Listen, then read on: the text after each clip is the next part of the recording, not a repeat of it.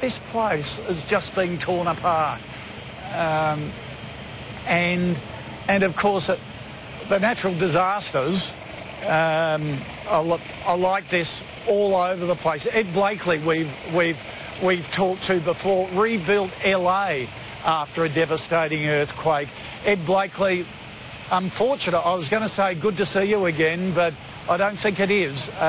When you look at Christchurch, does it bring back those visions of what you had to do in LA? Yes, actually I was in San Francisco, but also in LA later. These are really horrendous times, and I really feel for the people, but I think we have to just let people know there are three very important phases. The first phase we're in now, the rescue phase, where people have to be pulled out. And then we're going to go to the emergency phase.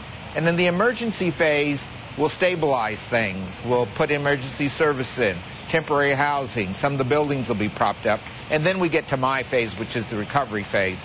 But the recovery phase depends on how well we do in these earlier phases. For people... just explain that. Well, if in the early phases debris and things like this is not handled carefully, then it's very hard in the recovery phase to do a good job. Because if the debris is in the way, you can't get started. Furthermore, in the temporary phase, sometimes temporary things become permanent for 3, 4, 5 years. Think Katrina. People were living in those caravans for 3 years. Yeah. With a city like Christchurch, because it is such a tourist hub, it's a very special city. They put a lot of work into the history of it, the quaintness of it. How long, if they do it well, will it be in a state to start receiving tourists back? Well, remember, they've got the Rugby World Cup coming in September. So Absolutely. They don't have a long time to prepare. I've already got my tickets to come down, so I'm sure it'll be all right. But they'll still be in the stability phase. It'll be 2 or 3 years before they'll start building things. What sort of support do they need from government to make sure it happens in the quickest speed? Well, I've said this many times before, Kazi. The first thing they need is a good international assessment team.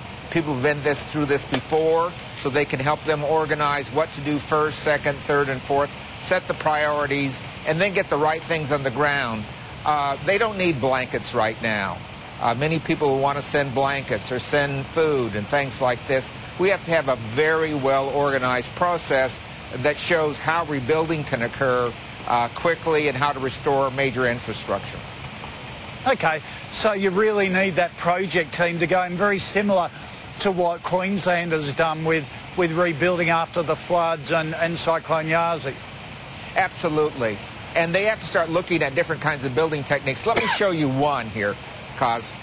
Here's a building technique from Japan where you have this ball that the building is sitting on, so when the earthquake hits, the building shakes, it moves back and forth, up and down, but it's still there.